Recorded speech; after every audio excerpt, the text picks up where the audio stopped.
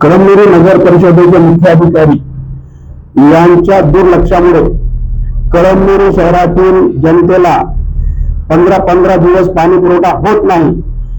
विशेष म्हणजे कळमनुरी शहराला पाणी पुरवठा इसापूर धरणातून होत आहे। इसापूर धरणात पाण्याची कुठेही कमी नाही, परंतु कळमनुरी नगर परिषदेचे मुख्याधिकारी हे मुख्यालय न राहता इतर ठिकाणी राहत आहे।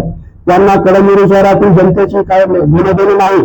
आज रोजी कळमनुरी शहरातील जनतेला 15 दिवस पाणी पुरवठा होत नाही। या सर्वस्वी जबाबदार मुख्याधिकारी आहे आणि मुख्याधिकारी हे वसुली कर्मचाऱ्यामार्फत पाणीपट्टी हे 1 वर्ष म्हणजे 30 ते 60 दिवसाची पाणीपट्टी वसुली करीत आहे जनतेकडून आणि वर्षामध्ये फक्त 60 दिवस पाणी पुरवठा करीत आहे। हे होणारा जनतेवर अन्याय आहे।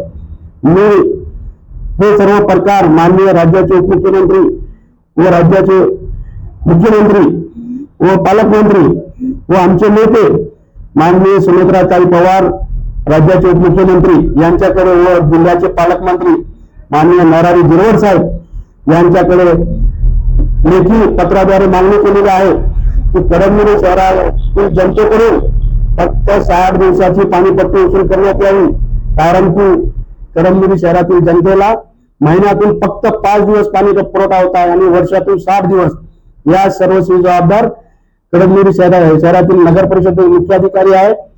यांच्या दुर्लक्षामुळे कळमनुरी शहरातील जनतेला अनेक समस्यांना तोंड द्यावं लागत आहे। म्हणून ही सर्व बाब मी राज्य शासनाकडे यापुढेही मांडणार आहे।